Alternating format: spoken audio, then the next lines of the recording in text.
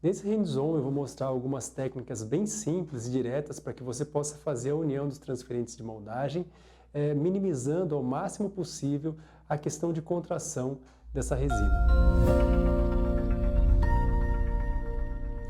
A primeira técnica que eu vou mostrar para você é a técnica mais, acredito que a mais comum aqui, você mais deve estar acostumado a utilizar, né?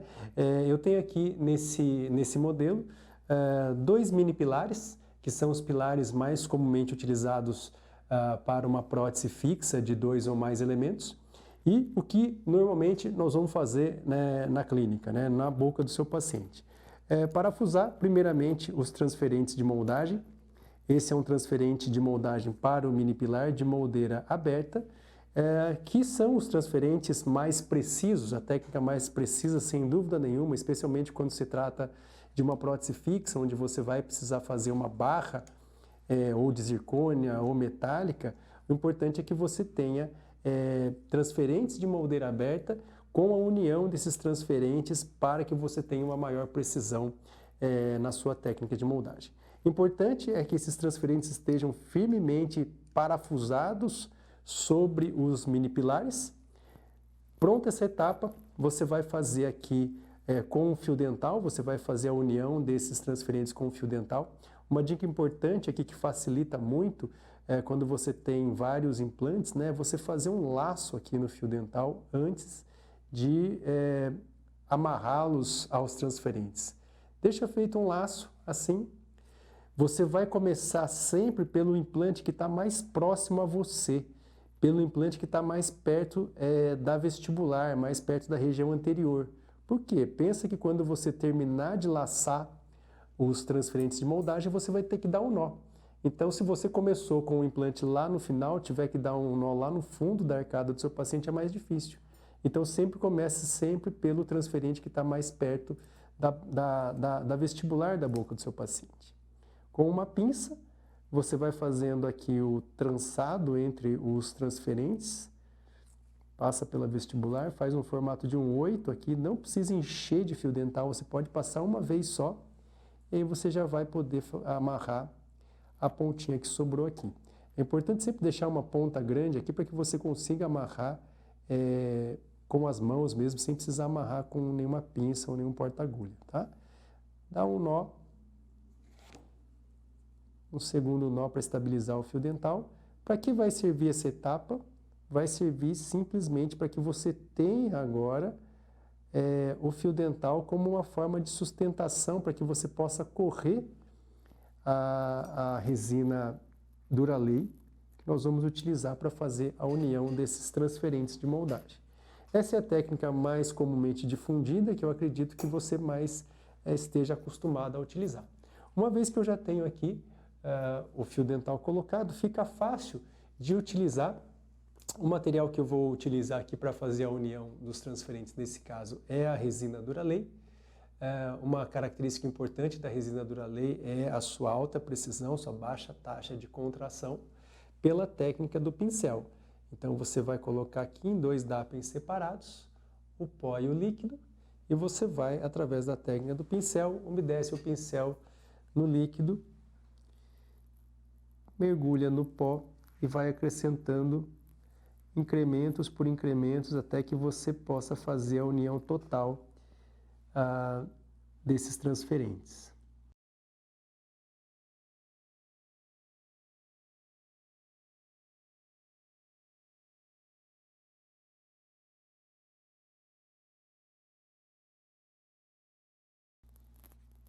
Qual a vantagem dessa técnica? Você utiliza um material de alta precisão. Desvantagem é o tempo. De todas as que eu vou mostrar para você aqui agora, nesse hands-on, essa é a mais demorada. Por isso que clinicamente, às vezes, quando a gente tem um protocolo grande, com vários implantes, para moldar, essa aqui acaba sendo uma técnica que clinicamente acaba custando mais tempo para se fazer. Eu quero mostrar depois algumas opções onde você vai poder fazer essa etapa com muito mais rapidez, muito mais agilidade, mas com alguns cuidados que você precisa ter para minimizar os efeitos de contração que todo material apresenta. Como vocês viram na aula, toda a resina contrai, até mesmo a resina Duralay vai contrair e vai gerar um certo grau de distorção na sua moldagem, consequentemente no seu modelo de trabalho. Só lembrando que a quantidade de material que você utiliza também é fundamental. Não precisa colocar muita resina e é aconselhável que você não utilize um grande volume de resina, justamente porque a contração ela é proporcional ao volume de material que você utiliza. Então, quanto menor for a quantidade de resina que você utilizar, menor vai ser também a contração. Existe uma quantidade suficiente de material. Não precisa ser muito para que você não tenha uma contração grande, mas também não pode ser muito pouco, porque você precisa estabilizar os transferentes para que você tenha uma maior precisão dessa técnica. A quantidade que eu vou mostrar aqui para você já é suficiente, é um pouco mais do que isso. Não precisa exagerar no material, sempre lembrando que a contração é proporcional à quantidade de material que você utiliza. Um bom pincel de pelo de Marta novo ajuda demais também para que você possa não exagerar na quantidade de material que você utiliza para fazer a união.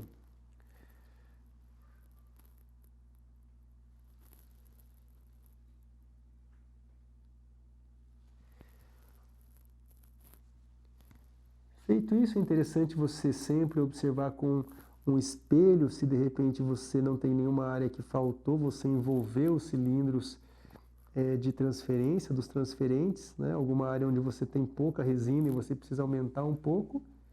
E aí você, através do espelhinho, você observa se falta e você vai complementando.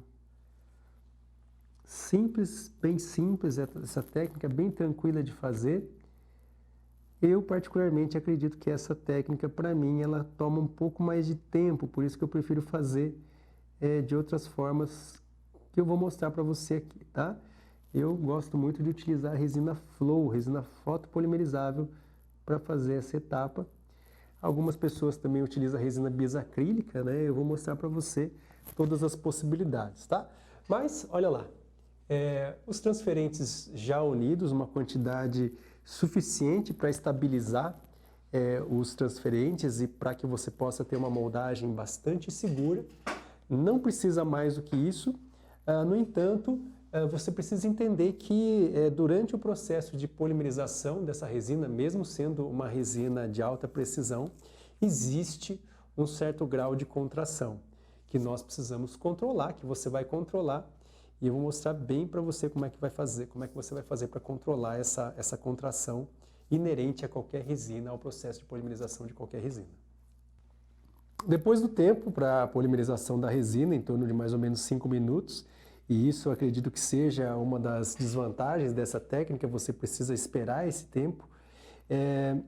Um dos cuidados principais para que você consiga evitar essa distorção causada pelo processo de polimerização de qualquer resina é que você faça em cada união entre dois transferentes, você faça a separação dessa resina. Eu vou fazer isso aqui agora com um disco, mas você entende que na boca do seu paciente você vai usar uma alta rotação. Pode ser uma broca diamantada em alta rotação para que você possa fazer esse processo aqui, olha. Depois do processo de polimerização,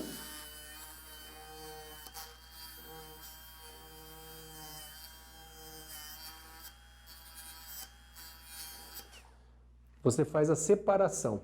Nesse caso, eu tenho só uma área de união. Se eu tivesse vários implantes, em cada área entre dois transferentes, eu vou fazer essa separação. Por que eu vou fazer isso?